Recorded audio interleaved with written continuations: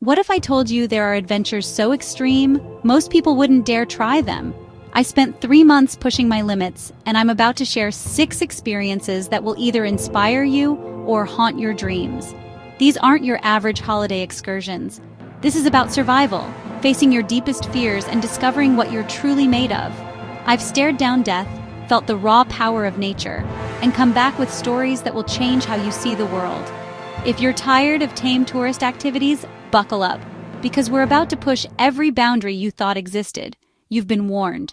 Imagine sitting on a wooden board atop an active volcano, staring down a 45-degree slope of volcanic ash, about to launch yourself at 50 miles per hour. Welcome to Cerro Negro, Nicaragua. The air is thin, the ground radiates heat, and the landscape is a black, barren moonscape. The hike up is brutal. Loose scree, gusting winds, and a board on your back.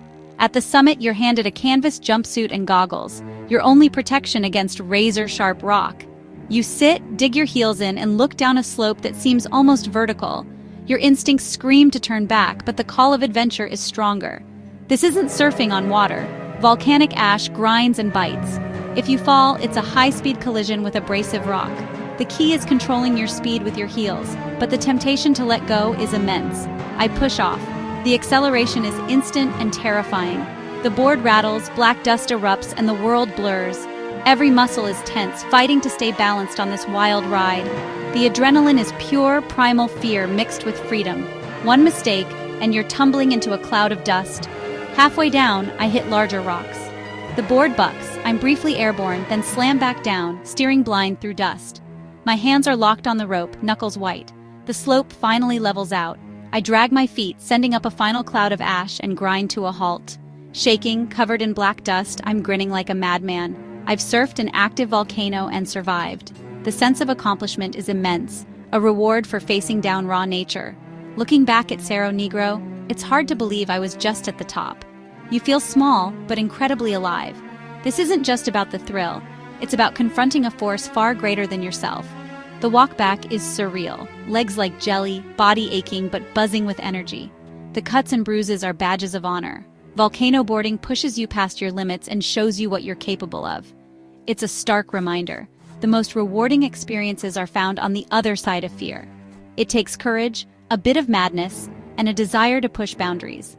It's an adventure that leaves you breathless, bruised, and with a story few will believe. And that's what it's all about.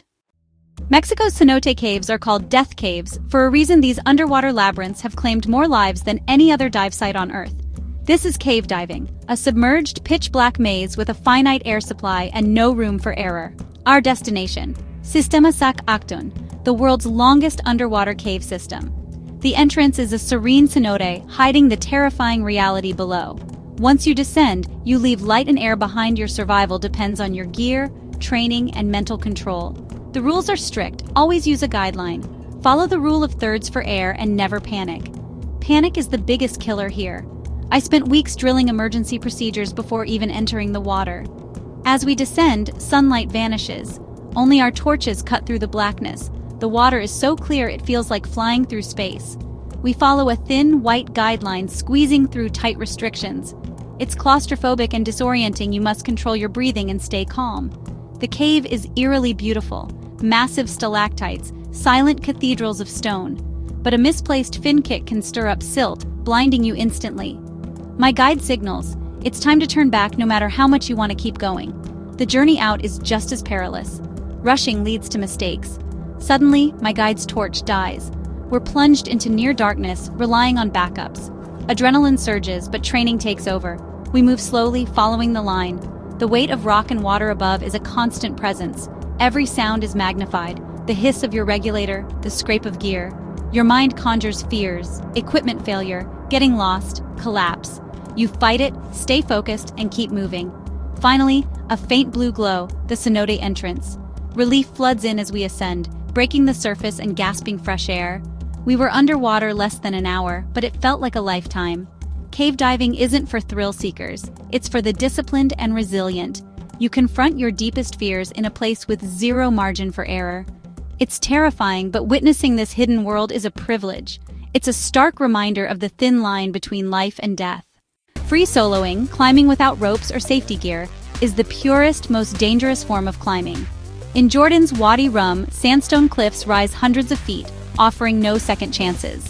One slip, and it's over. The decision to free solo isn't taken lightly. It demands total confidence, knowledge of the rock, and a mind free from fear. I'm not chasing records, just testing my limits on a route I know well. But the psychological challenge is immense. Every move must be perfect. Every hold must be trusted. The consequence of failure is absolute. The sun heats the red sandstone as I start to climb. The first moves are hardest, committing to the wall, leaving safety behind. My world shrinks to the rock in front of me, the feel of sandstone under my fingers, the rhythm of my breath. This is moving meditation. You can't think about the height or the fall, just the next move. As I gain height, the ground drops away. Fear tries to creep in, but I push it aside. Fear is the enemy. It causes mistakes. I have to stay calm, in a flow state, trusting my body and the rock. My forearms burn, so I find a ledge to shake out and recover. Hanging by my fingertips, I'm utterly alone and responsible for my survival. The route's crux is a dyno, a jump from one hold to another. I visualize, breathe, and leap. My fingers latch on, feet swing out, and I pull myself stable. The rush is overwhelming. Wadi Rum's sandstone can be crumbly. I test every hold before trusting it. Near the top, fatigue sets in. This is when mistakes happen. I slow down, double-check every move, and fight off complacency. Finally, I reach the summit, collapsing in exhaustion and relief. The feeling isn't triumph, but gratitude. I faced the ultimate challenge and survived. Free soloing isn't about a death wish. It's about feeling intensely alive. It demands perfection, but the reward is mastery and self-awareness. It's the most terrifying and transformative thing I've ever done. Most people run from tornadoes. I paid to chase them across Oklahoma, getting close enough to feel the wind and see debris spinning through the air. Storm chasing is a high-stakes game with violent weather. A mix of science, instinct, and audacity. The goal, get close enough to witness a supercell's power, but not so close you become part of the storm. The day starts with a weather briefing. Our team scans data, looking for the perfect tornado ingredients. Once we pick a target, we pile into a rugged SUV packed with radar and gear. The chase is on. The sky is watched for towering clouds, the signature of a supercell. Tornado Alley is vast and flat, great for spotting storms, but with nowhere to hide. Hours of driving lead to moments of heart-pounding action. The radar shows rotation. Hook, echo. We accelerate, positioning ourselves in the storm's safe zone. But storms are unpredictable. They can change direction in an instant. Suddenly, the sky turns green-black, wind howls, and hail hammers the windshield. We're in the storm's inflow, the air crackling with electricity. Then we see it. A funnel cloud descends, touching down as a roaring tornado. The sight is mesmerizing and horrifying. Nature's raw power unleashed. We're dangerously close, watching trees torn from the ground and debris swirling. Our meteorologist shouts directions, keeping us just outside the tornado's path. The wind buffets the truck, adrenaline surges, and we keep moving, paralleling the tornado. It's a dance with death, a high-speed ballet on the edge of disaster. As quickly as it formed, the tornado ropes out and dissipates. We pull over, watching the storm's aftermath, fields of debris, stripped trees, and damaged structures. It's a sobering reminder of nature's power. Our mission isn't just thrill-seeking, it's about collecting data and helping save lives. Storm chasing is addictive. The thrill, the challenge, the awe-inspiring beauty. But it demands vigilance and respect for nature's fury. You leave feeling small, humbled, and with a new appreciation for our volatile planet. Ice climbing means scaling frozen waterfalls with axes and crampons, trusting your life to ice that could shatter at any moment. On Iceland's Svinafellsjökull Glacier, I'm about to ascend a vertical wall of ancient blue ice. The environment is stunning but brutally unforgiving, well below freezing, wind slicing through every layer. My guide teaches me to read the ice. Color, fractures, signs of weakness. My life depends on it. Armed with axes and crampons, I begin the climb. Swing, swing, kick, kick. Each move is a test of strength and focus. The exertion is immense, arms and calves burning, cold numbing my fingers. A moment of weakness or a sloppy placement could be catastrophic. The ice wall is a sculpture of bulges and columns, each placement a calculated risk. The sound of creaking, groaning ice is a constant reminder of the danger.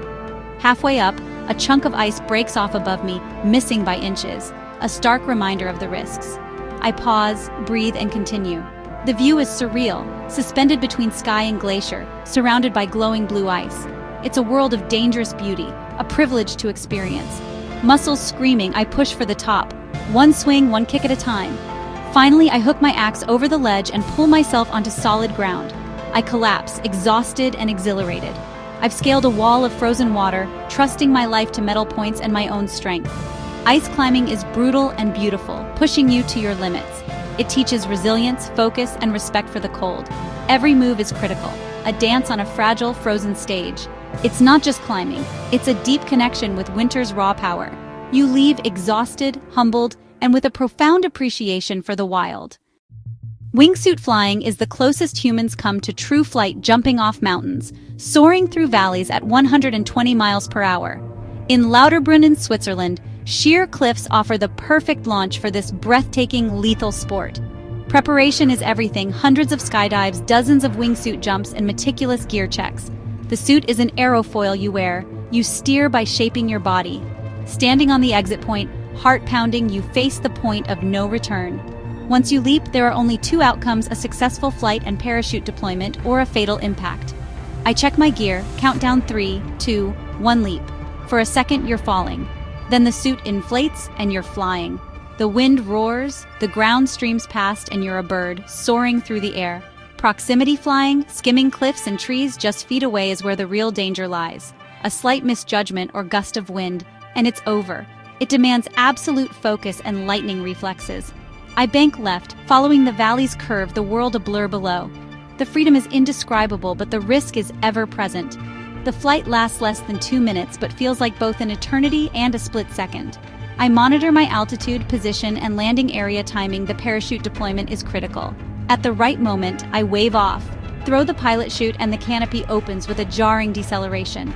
Suddenly, silence. I'm floating gently to the landing field. The relief is immense, a wave of emotion after the blur of adrenaline. I land softly, knees buckling from exhaustion and adrenaline. Looking back at the cliff, it seems impossibly high. Wingsuit base jumping is the pinnacle of extreme sports at the edge of human capability. The risk is ultimate, but the reward, true flight, is worth it for those who dare. It's a life-altering experience that forever changes your relationship with the sky, the mountains, and your own limits. Let's be clear. These adventures are genuinely dangerous. Everyone could kill you if something goes wrong, even with professional guidance. This isn't about recklessness. It's about meticulous preparation for environments with zero tolerance for error. Don't let the footage fool you. These are not casual thrills. Never attempt any of these without proper training, professional guides, and the right safety gear.